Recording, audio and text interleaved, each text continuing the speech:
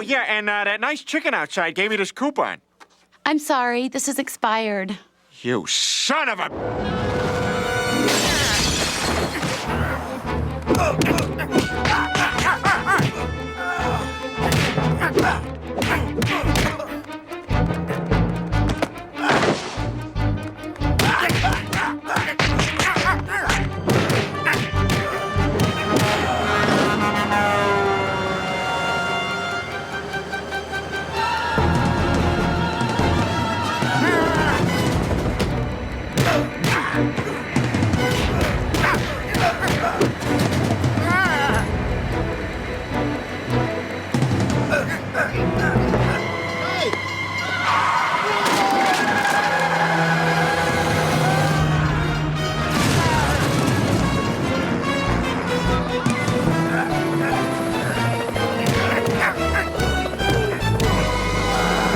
I'm gonna need these by Friday. Ugh, is that going to give us enough time to cross-check the...